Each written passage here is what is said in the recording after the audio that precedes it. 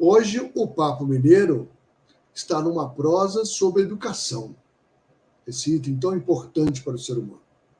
E nós vamos conversar com o professor Mariano Lopes, graduado em Letras, Português e Filosofia. Estudou vários anos num seminário dos Padres Lazaristas, lá no Caraça, que esse ano faz 250 anos. Lecionou língua portuguesa na rede particular de ensino por 30 anos e, além disso, 15 anos também na rede municipal em Belo Horizonte. Há mais de 20 anos, atua como revisor de textos. Ministra aulas de português para os seminaristas que ingressam na Congregação da Missão, como voluntário. É o presidente atual da Associação de Ex-Alunos Lazaristas Amigos do Caraça. Seja bem-vindo, Mariano. Professor há 55 anos, então tem que chamar de professor Mariano. Professor, me orgulho muito, viu, Ana? Me orgulho muito de ser professor. Às vezes, ontem mesmo eu brincava com o padre lá do Caraça, me chamando de senhor, Senhor Jesus Cristo. Eu sou professor, eu costumo dizer que eu sou um reles professor provinciano. Não pode falar, eu sou um reles professor provinciano. Pois bem, Ana, meu nome é Mariano Pereira Lopes. Então, hoje nós vamos conhecer um pouquinho da sua história, Mariano, um pouco da sua história, contar um pouco também dessa história do Caraça e também dos lazaristas, né? Que é interessante as pessoas às vezes não conhecem a origem, então é interessante conhecer isso. Mas vamos começar a sua história, né? Você vai falando e eu vou te acompanhando. Eu nasci em Formiga, em Minas, né, Centro-Oeste, dia 5 de junho de 1944. Naquela época ainda não era dia do meio ambiente, hoje é o dia do meio ambiente, né? E lá fiquei até meus 12 anos de idade, fiz o grupo, né, o antigo primário, né, numa escola, das primeiras escolas da cidade. Tinha o privilégio, minha mãe era diretora da escola. Minha mãe foi uma pessoa professora, diretora da escola, uma pessoa faleceu há 12 anos, pessoa maravilhosa, pessoa que sem nenhum curso de especialização em administração ou diretoria, seja o que for, ela foi excelente administradora do grupo, excelente educadora. Até hoje, na cidade, ela é considerada como um eco da educação na cidade, né? Bom, saí de Formiga com 12 anos, convidado para ir para o Caraça. Fui convidado por uma orientadora da escola em que eu estudava, Dona Maria Amélia Saraiva, grande amiga, irmã de 2 padres lazaristas, um dos quais era professor do Caraça. Ela me dizia assim: Mariano, você parece muito com o padre João quando ele era pequeno, né? Me convidou, eu aceitei e fui para o Caraça. Cheguei lá no dia 29 de janeiro de 1957.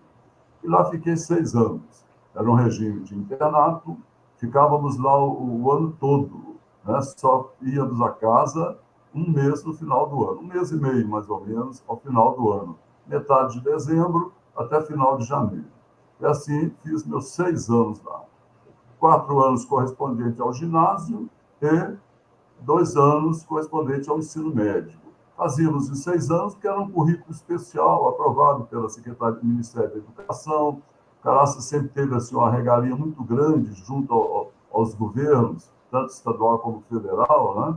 E o nosso currículo ele era aprovado.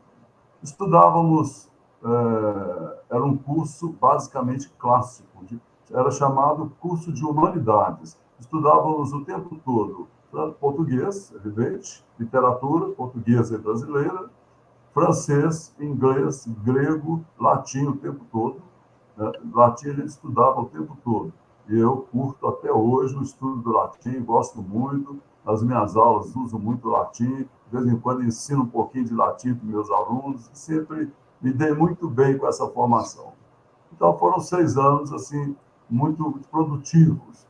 Quem saía do Caraça após 6 anos, Hernani, tinha uma facilidade muito grande, mesmo que não continuasse no seminário, continuando a vocação para o sacerdócio, se saía muito bem porque sobretudo o nosso português era muito forte. Quando eu fui fazer letras na Universidade Federal aqui em Belo Horizonte, já bem mais tarde, depois de ter ficado 12 anos na congregação, depois de filosofia, de 2 anos de teologia, na faculdade de letras, os professores me deixavam de lado. Você tem que fazer tudo sozinho, porque eu sabia tudo. Às vezes sabia mais que uma pessoa. Me lembro bem, a primeira prova que eu fiz na universidade tinha uma matéria que se chamava estilística. A professora, eu, naturalmente, que escrevia muito bem ali, pelo menos com algum diferencial dos outros alunos. Né? Me lembro que a professora corrigiu e colocou uma observação. Parabéns pela expressão e redação corretas. Era muito bom, mostrava muito bem aquilo que a gente foi. Bom, eu fiquei na congregação mais 6 anos após o Caraça, porque a gente ia para Petrópolis e lá se fazia 2 anos de noviciado, que era um tempo de ingresso na congregação, de estudo da espiritualidade da congregação, estudo de ingresso propriamente na vida comunitária, né? 2 anos, depois 2 anos de filosofia e depois 4 de teologia. Fazíamos tudo isso no próprio seminário em Petrópolis. Bom, após o Vaticano II, as coisas tiveram muitas mudanças, né? Muita coisa se modificou e essa estrutura aí também apareceu. E em 1968, eu já tinha feito o primeiro ano de teologia, nós viemos estudar em Belo Horizonte. A PUC Minas estava começando um instituto de teologia, como existe até hoje, para acolher seminaristas de várias congregações, porque as vocações começaram a cair muito após o concílio, seminários se esvaziando, sem padres para dar aulas, e, sobretudo, padres mais especializados. Né? A PUC, então, especializou-se nisso e até hoje cumpre essa missão de formar pessoal para o ministério sacerdotal. Viemos, então, estudar em Belo Horizonte. Só que, no final de 1968, houve muitas mudanças e a congregação não havia ainda assimilado totalmente aquelas mudanças e não sabia bem direcionar, não tinha instrumentos para direcionar o nosso processo formativo. O provincial, então, nos procurou, nós éramos 17 estudantes aqui em Belo Horizonte, e nos disse, a congregação não quer você do jeito que estão agora, não tem um futuro aqui para vocês. Aconselho a todos a deixarem e dar um tempo de experiência fora da congregação até ver como é que fica. Esse tempo está até hoje, né? Esse tempo não se esgotou. Saímos todos, cada um foi cuidar da sua vida, foi muito bom, aí cada um terminou o curso de filosofia, hoje nós, dessa turma, alguns são médicos, muitos advogados, né? E continuamos a vida. Eu virei professor, nesse momento eu virei professor. Ainda sem uma formação específica, eu não era formado em nada. Eu tinha um curso de filosofia pela metade, um curso de teologia pela metade e pronto. Mas nos colégios era fácil, com a competência que a gente tinha, alguma prática, a gente ser admitido para dar aulas. E um colégio aqui em Belo Horizonte era de um ex-aluno do Caraça, ele ficou doido. Eu falei, vocês têm que me arranjar aula, eu tenho que virar professor, eu tenho que trabalhar. E ele me arranjou 10 aulas de português, no Colégio Minas Gerais, na Rua da Bahia, esquina de Augusto Lima com Bahia. E lá eu comecei, no dia 3 de março, domingo faz 55 anos, de 1969, comecei a dar aulas de português sem ser formado. E gostei da história. Gostei, comecei a crescer, mais turmas, mais aulas. Aí eu pensei, agora eu tenho que qualificar, né? Aí terminei o curso de filosofia, que estava incompleto, e fui para a universidade fazer o português. De início, como eu precisava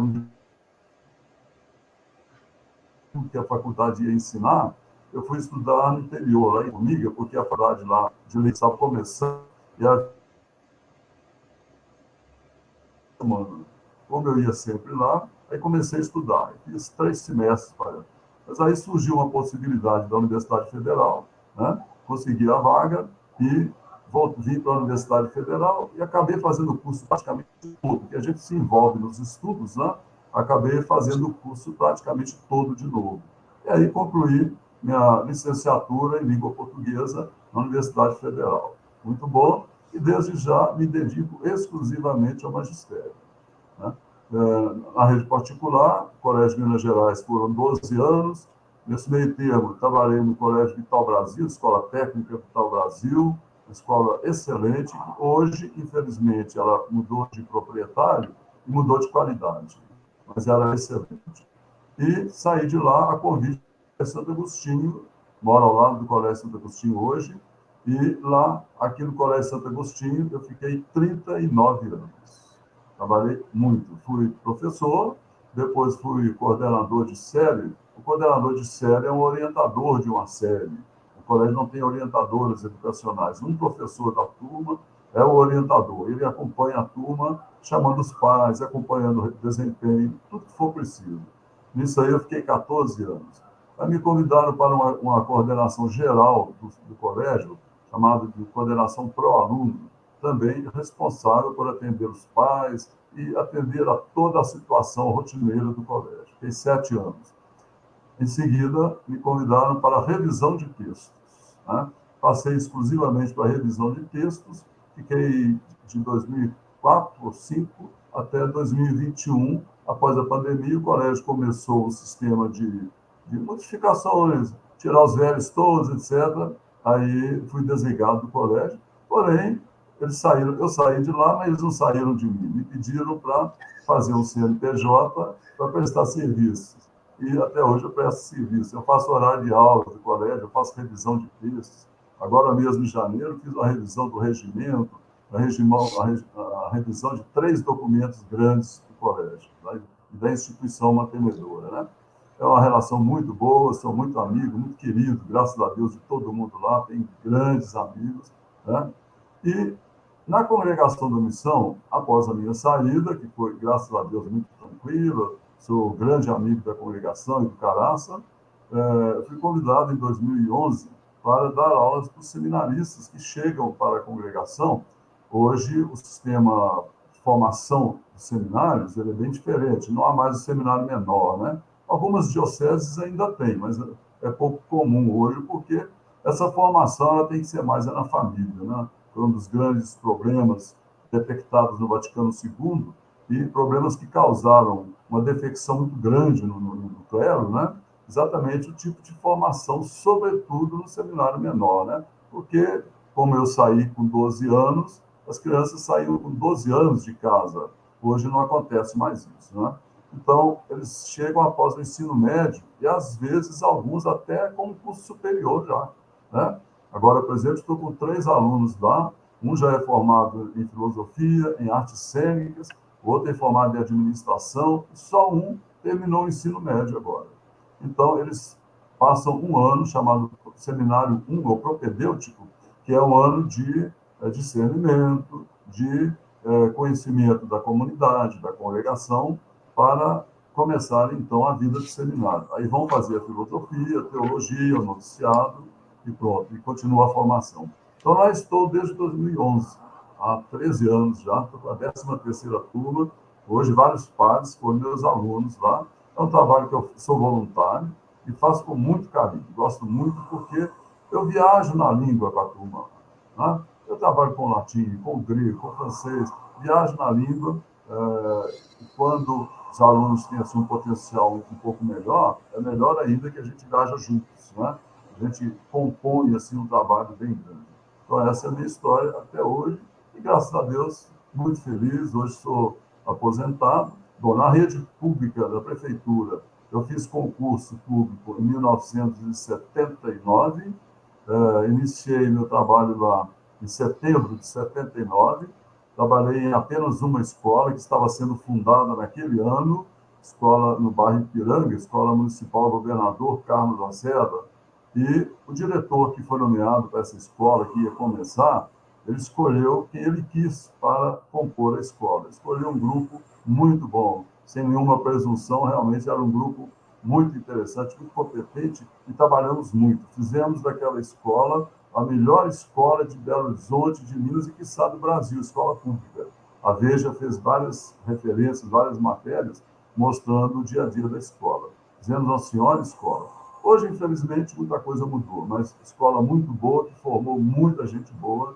Essa escola hoje tem 44 anos, né? Uma escola muito boa. Eu trabalhei lá 15 anos. Como eu já podia ter uma aposentadoria por tempo de serviço, eu levei meu tempo do INSS para a prefeitura e preferi me aposentar lá e continuar só na iniciativa privada, né? E fiquei até 2021, quando fui desligado de Santo Agostinho. E hoje estou aí, sou professor, muito feliz em ser professor, estou sempre no meio de livros, de leituras, sempre sou procurado dar revisões de tese de doutorado, dissertação de mestrado, coisas similares, né? E faço com muito prazer. Às vezes, algum amigo meu, alguma pessoa pergunta assim, quanto você vai me cobrar? Eu só digo assim, se valer o prazer de servir, eu fico satisfeito. Ótimo, né? O professor Mariano, vamos voltar agora um pouquinho atrás, vamos contar um pouquinho da história do Caraça? Vamos lá. Bom, o Caraça, como a gente conversava em off antes, né? Caraça foi fundada, a primeira construção do irmão Lourenço, né? Um português que veio para o Brasil de uma maneira bem estranha, nunca se soube a sua real identidade. Ele se denomina Irmão Lourenço de Nossa Senhora. Oficialmente não se sabe o nome dele. Tem-se notícia de que ele era um possível Carlos de Mendonça e Távora, de uma família de Portugal, que fugiu de Portugal porque alguém da família dele tinha cometido um crime contra a família do Marquês de Pombal. Ele estava sendo perseguido. Disse então que ele fugiu para o Brasil num navio, numa pipa de vinho escondido lá e chegou ao Brasil. No Brasil, ele foi a Diamantina, Arraial do Tijuco, e conseguiu lá uma mineração e ficou, de certa forma, rico com diamantes que ele colheu, que ele minerou naquela época. Não sei por que, a história não nos deixa nada muito claro, ele saiu de lá e foi para a região do Caraça. Chegou a uma região totalmente inóspita, né? É uma bacia enorme. Se a gente imagina lá aquilo ali sem construção nenhuma, é uma bacia enorme, né? E a gente tem até textos, tem um poema, por exemplo, de um grande padre lazarista, bispo da Diocese de Luz, poeta, escreveu um poema sobre Irmão Lourenço, dizendo que ele era um santo velho, um gênio transviado, que habitara outrora os píncaros da serra. Dizem que ele viera de outros horizontes, preferindo humilde se ocultar nos montes, a morrer sem glória, numa injusta guerra. E aí, falando da chegada dele ao Caraça, ele chegou, era mato puro, e ele fez uma cabaninha ali e servia de bebida a água em plena mata e comia tudo que tinha por lá, né? Ele levou dinheiro, ele tinha bastante dinheiro e tinha acho que 8 escravos. E começou a construção, deve ter comprado de alguém aquela região, né, e começou a construção. O certo é que, em 1774, ele já tinha uma ermida, uma pequena capela, que foi depois destruída para a construção da nova capela gótica, que já tem 140 anos, né? E 2 alas com 6 janelas, as 6 primeiras janelas de cada lado, para quartos, reuniões, lugares de reuniões, e começou a vida dele ali. Muitas pessoas das cidades vizinhas começaram a frequentá-la ali, e ele criou uma irmandade de Nossa Senhora Mãe dos Homens. Ele trouxe de Portugal uma devoção de Nossa Senhora Mãe dos Homens, a uma imagem que, com certeza, veio com ele adquiriu depois, que era a imagem envenenada lá nessa capela, né? Essa capela, bom, então, esse fato, 1774, é que é celebrado agora com 250 anos. Estamos começando, então, um trabalho de muitas celebrações lá no Caraça e fora, de 250 anos do Caraça. Bom, o irmão Lourenço queria padres que fizessem lá uma escola, né, para a formação de meninos, de garotos, e também missionários, para pregar missões por ali. Sabará, Santa Bárbara, Catas Altas e por Minas Gerais afora, né? Ele imaginou isso, pelejou com várias congregações, mas nunca obteve êxito. E ele morreu no dia 27 de outubro de 1819, sem conseguir o seu intento, né? prevendo, ele já muito velho, acho que mais de 90 anos, até isso aí a história é vácua, não se tem a idade exata dele, e não se sabe quando é que ele nasceu. Já se fez pesquisa em Portugal, nunca se conseguiram dados reais sobre ele. Prevendo que estava envelhecendo, em 1806, quando a família real veio para o Brasil, ele fez um testamento daquela propriedade dele e entregou, mandou para Dom João VI, para a coroa portuguesa. Doou à coroa a propriedade, tudo aquilo que era dele, né? E para que o rei fizesse o que bem entendesse. Bom, curiosamente, Simão Lourenço morreu no dia 27 de outubro de 1819, pouquinho antes, final de setembro, tinha saído de Portugal uma embarcação com 2 padres lazaristas, né, de São Vicente de Paulo, que vinham para o Brasil com a promessa de uma missão no Mato Grosso. Chegaram ao Rio em janeiro de 1820, só que essa missão que lhes fora prometida já estava ocupada por um outro padre capuchinho. O rei, então, disse a eles, essa missão já está ocupada. Porém, eu tenho aqui um testamento, e mostrou a eles o testamento de Simão Lourenço. Uma obra em Minas Gerais, né, ofereceu a eles. Era uma dificuldade para eles, porque os superiores em Paris, naquela época não havia comunicação de jeito nenhum, era tudo demorado demais, mas o rei se sentiu autorizado. A relação da igreja com o Estado era próxima, né? E o rei ele se sentiu autorizado a que eles recebessem e que ele daria contas ao superior deles. Eles aceitaram e começaram a viagem para o Caraça. A cavalo, tudo muito difícil. Conta-se que em Barbacena a mala de um deles desapareceu, houve uma confusão, depois foram encontrar sei lá onde, e chegaram ao Caraça no dia 15 de abril de 1820, os 2 padres portugueses, né? Chegaram, tomaram posse da casa, conheceram a casa. Conta a história que no dia seguinte eles foram para Sabará, para a comarca de Sabará, com o testamento em mãos, né? Para legitimar a posse junto à justiça, né? E aí começou a história, né? O padre Leandro Peixoto e Castro e o padre Antônio de Souza, que posteriormente foi bispo de Mariana, né? E de grande memória, que hoje já está com o processo de beatificação solicitado junto à igreja, né? Está demorando muito, mas ele existe. Padre Leandro volta ao Rio e, já pensando em começar o colégio, traz alguns alunos, alguns jovens e mais um padre já formado para o Caraça. E, no final de 1821, começou o colégio. E aí vem a história, né? O colégio só crescendo e, logo em seguida, eles começaram as missões também. Pegaram a primeira missão em Catas Altas, que é do lado. Essa hoje pertence à cidade de Catas Altas, né? O território do Caraça é muito curioso, porque a política de Catas Altas, ele pertencia a Santa Bárbara. Com a emancipação política de Catas Altas, a divisória do município passa dentro do Caraça. A portaria lá embaixo, ela pertence a Santa Bárbara. A casa lá em cima pertence a Catas Altas. É uma curiosidade, não sei se premeditada ou por acaso, né? Então, os padres começaram as missões e elas foram se estendendo. E, com o decorrer da história, se espalharam por Minas Gerais afora, né? Foi um trabalho muito grande. E o colégio crescendo, né? O colégio crescendo. Em 1842, houve, primeiro, uma questão política no Brasil, né? De perseguição aos padres, várias situações bem difíceis, e também uma doença, uma beriberi, uma crise, assim como hoje temos Covid, naquela época, uma epidemia de beriberi, e obrigou os padres a saírem de lá. O padre saiu com os alunos, alguns alunos, e a cavalo, e levando muita coisa, e foram parar lá no Triângulo Mineiro. Os padres ganharam uma fazenda, ganharam uma terra. Lá, hoje, chama-se Campina Verde. Na época, era Campo Belo da Farinha Podre. Os padres foram para lá, isso faz 150 anos, ano passado, fez 150 anos, e lá continuaram o colégio e também começaram missões e paróquia, né? Lá estão até hoje, os padres têm um grande trabalho lá. Voltaram para o Caraça 10 anos depois, pouco menos, talvez, né?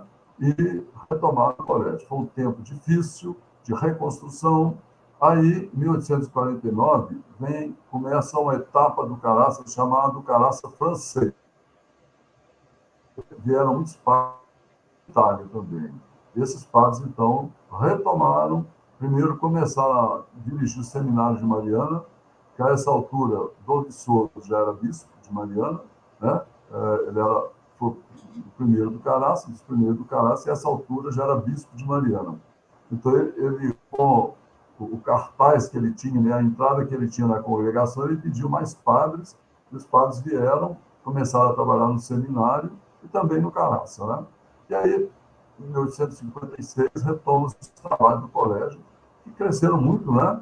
Tanto que, pouco depois, a construção daquele prédio incendiado era de 1870, e o padre teve que construir aquele prédio, porque o número de alunos cresceu muito. E aí caminhou a história, havia seminário e havia colégio. O colégio era secular, né, para formar colegiais, e o seminário para formar padres.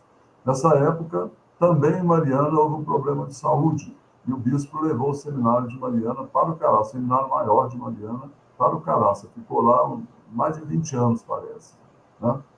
Bom, a história do colégio, então, foi crescendo bastante. Talvez o período mais profícuo, mais importante, seja de 1856 a 1900. Em 1912, acaba definitivamente o colégio, ficando só o seminário, né? Em 1905, começa um seminário chamado de Escola Apostólica. É um seminário menor, com nome específico de Escola Apostólica.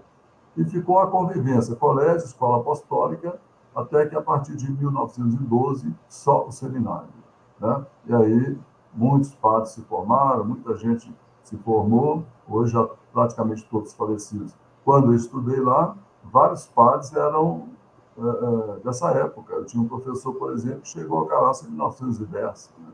Eram vários padres dessa época. E, sucessivamente, muitos padres foram chegando. Não sei se você conhece um livro que se chama Guia Sentimental do Caraça. É um livro escrito por o padre Pedro Sarnel, holandês, que chegou a Caraça em 1910, vindo da Holanda, latinista de primeira, e escreveu esse livro em 1953, em que ele faz, realmente, ele é um guia sentimental. Ele mostra não a história do Caraça, ele chama as páginas do livro de cenas mudas. Ele conta tudo o que existe no Caraça. Ele faz o visitante, o romeiro, o turista, todos aqueles que vão ao Caraça, faz cada um visitar todo o Caraça. Ele conta de tudo que tem lá, muito interessante. Quem editou esse livro foi a nossa associação, em 1953, a EALAC, Associação dos Ex-Alunos. Em 2005, nós fizemos uma nova edição do livro, ficou muito bonitinha, e um padre, que até faleceu há um ano atrás, fez algumas notas de pé de página, atualizando a história do Caraça após o incêndio, né? É um livro muito interessante, eu sempre que dou de presente, eu coloco uma dedicatória assim. Nas páginas desse livro, você visita realidades celestes aqui na Terra, que é realmente você visitar cada situação do Caraça é uma bênção, é uma realidade celeste, né? Voltando, então, à história. Mariano, você fala muito de lazarista. O que vem a ser? Lazarista vem o nome dos padres da Congregação da Missão, que tem esse nome inicialmente porque a primeira casa deles, em Paris, era um priorado, era uma espécie de colégio, chamava-se Priorado de São Lázaro. São Vicente ganhou esse priorado e lá ele começou a congregação. Priorado de São Lázaro. Era uma espécie de um colégio, né? E lá foi a primeira residência dos padres. Por isso, os padres que moravam no São Lázaro eram lazaristas. Ficou esse nome durante muitos anos. E com a evolução, a Cúria Generalícia, o governo da congregação, hoje em Roma, é obrigado, a Santa Sé obriga as congregações em Roma, e eles passaram a ser chamados também de vicentinos, de São Vicente de Paulo, né? Lá na Espanha são chamados de paules, os paules, são os missionários de São Vicente de Paulo. Então, lazaristas de Lázaro, que foi a primeira casa deles, né? Era o único nome que eles tinham no Brasil. Posteriormente, já uns 30, 40 anos atrás, começaram a ser chamados de vicentinos, missionários vicentinos. Hoje eles não têm, só tem um colégio no Rio, não tem mais seminário, a não ser o deles, para formar os padres, e muitas paróquias e, sobretudo, missões, né? São missionários. Hoje, por exemplo, tem uma paróquia lá na Bahia, no sertão baiano, na Serra do Ramalho, realidade bem difícil, e anualmente há um grupo que prega missões, e lá então tem os padres que trabalham. Então, eles são missionários vicentinos ou lazaristas. Ô, Fabiano, e você estava contando então essa associação de ex-alunos lazaristas amigos do Caraça. E você atualmente é o presidente. Qual é o papel dessa associação? Hernani, a associação nasceu há 79 anos atrás, no dia 19 de julho de 1945. Naquela época, esse dia era a festa de São Vicente de Paulo. Hoje ela é em 27 de setembro. E naquele dia de São Vicente de Paulo, em 1945, alguns ex-alunos estavam lá. Caraça, naquela época, tinha muitos ex-alunos importantes, banqueiros, donos de banco, muita gente importante, até no governo do Estado e no governo da República. Eles estavam lá e, em 45, havia acabado a Segunda Guerra. O Caraça estava numa situação assim, de total precariedade, quase que tendo que mandar os alunos embora porque não tinham o que comer. Tá? Tinha, às vezes, dinheiro para comprar, mas não tinham o que comprar. Então, esses ex-alunos que lá estiveram, em 19 de julho de 1945, propuseram ao provincial que estava lá naquele dia fundar uma associação para ajudar o Caraça. Foi aceito, vieram para Belo Horizonte e começaram a trabalhar fundando uma associação. Primeiro, para ajudar materialmente o Caraça. O trabalho foi feito antes da fundação propriamente da associação. Uma semana depois chegou lá um caminhão, havia um general, parece, do Exército, que era amigo do Caraça, mandou um caminhão de víveres para o Caraça. Foi um foguetório, foi uma felicidade. O dia que chegou um caminhão lá, numa estrada ainda muito difícil, né? Mas cheio de comida. Foi o começo. E a partir daí a associação começou a buscar maneiras, através dos próprios ex-alunos, através de convênios com o governo estadual, com o governo federal. Havia, diferentemente de hoje, que não ajuda nada, havia muita possibilidade. O Caraça o Brasil e Minas Gerais já deviam muito ao Caraça pelos homens ilustres que passaram por lá, né? Então, eles fizeram, primeiro, uma bolsa para financiar estudos, uma bolsa financeira para financiar estudos de alunos para aquele tempo e para o futuro. Depois, ajuda financeira ao Caraça. E aí continuou a história. Na década de 50, a associação teve um grande papel de ajuda financeira, de reforma da casa. Caraça, naquela época, já tinha mais de quase 200 anos de construção, né? Então, algumas partes da casa, um pouco menos. No dia 3 de fevereiro, eu estava lá, de 1960, caiu um galpão. Se você já foi ao Caraça, aquela parte do prédio incendiado e a parte lá de trás era um galpão que ligava os dois, só teto. Ali a gente fazia fila, era recreio. No dia 3 de fevereiro, desabou aquele galpão e, por um milagre, ninguém praticamente teve nada. Apenas um aluno recebeu uma viga nos pés e perdeu 4 dedos no pé. O menino de 10 anos tinha acabado de chegar lá. Então, a partir daí, o Caraça teve que ser totalmente reformado. E a associação ajudou muito. A associação ajudou a levar um gabinete dentário para lá, que desapareceu com incêndio. A associação ajudou, em 1959, a roupa de 180 alunos era lavada na mão, então a lavanderia industrial. A energia elétrica era de uma pequena usina lá no Tanque Grande, própria de lá, muito simples. Na época de estiagem, tinha que desligar às 11 horas da noite, porque senão não dava conta. Em 59, se conseguiu levar a energia da CEMIG para lá. Dia 27 de setembro de 1900, eu estava lá. foi inaugurada a energia da CEMIG, vinda da usina lá de Petit, lá em Piracicaba, por ali, a Nova Era, para os lados de lá, né? Foi um grande... E a associação ajudou muito em tudo isso aí. Depois, com o incêndio, o Caraça mudou a história do Caraça e a história da associação também, né? A associação ficou um tempo num certo ostracismo, como o próprio Caraça, e só em 75 é que foi reativada, e hoje nós temos um estatuto novo, e a associação tem como finalidade principal a manutenção dos laços de amizade entre os ex-alunos, tendo como referência ao Caraça.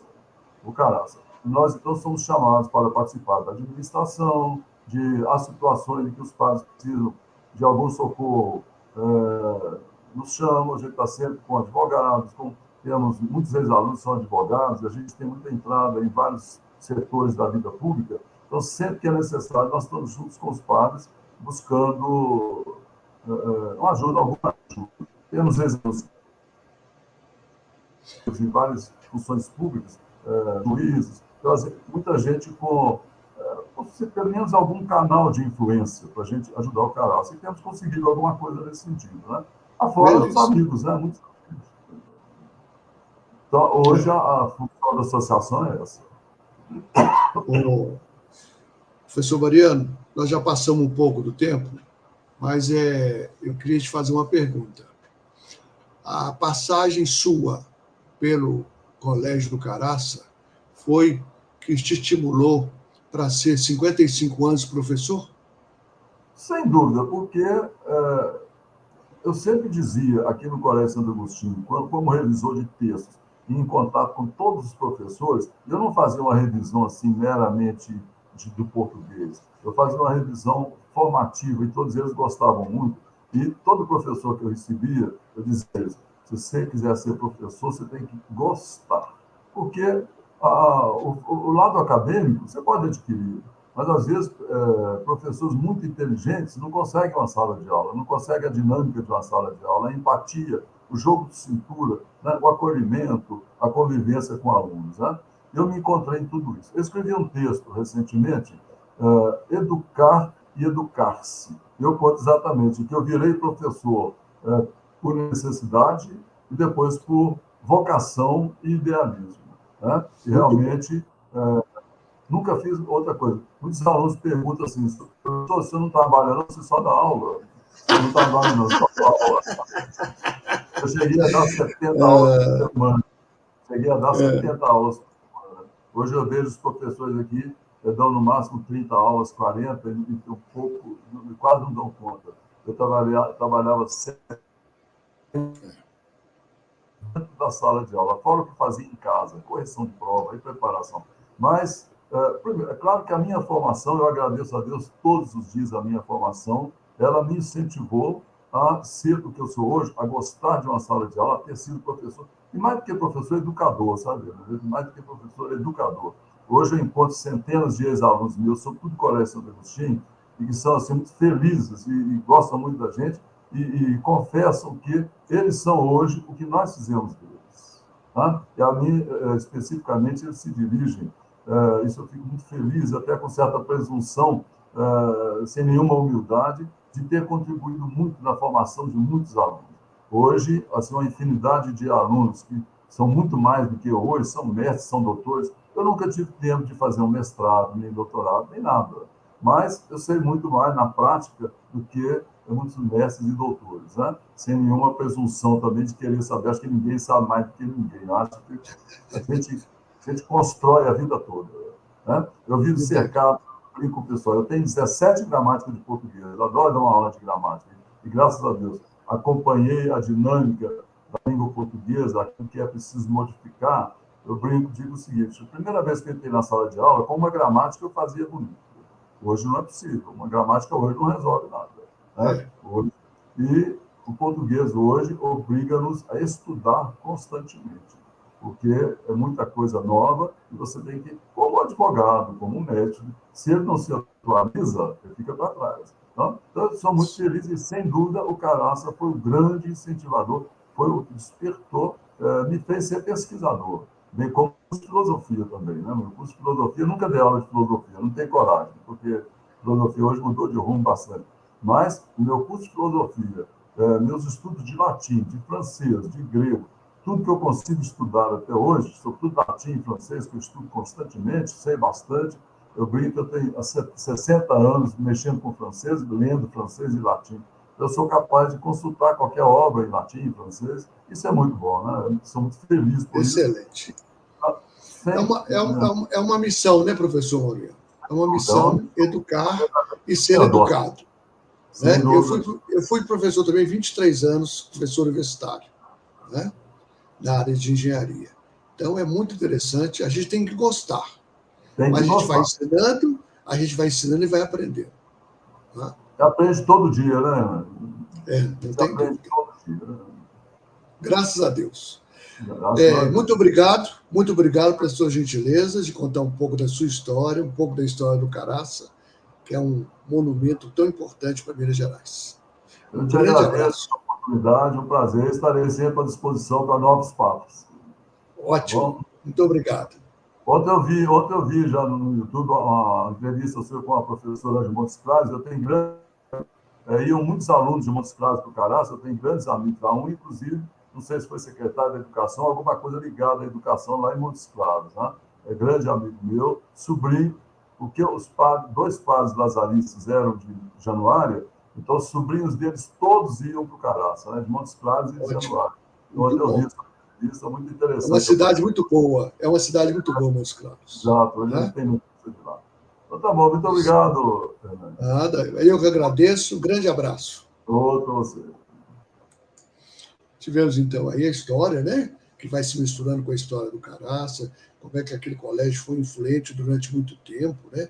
Um pouco no Império, um pouco também na República, de pessoas que influentes na nossa política, na nossa vida, na nossa sociedade. E também o professor Mariano, né? 55 anos nessa missão de ensinar e também de aprender. Até o próximo Papo Mineiro. Um forte abraço para todos vocês.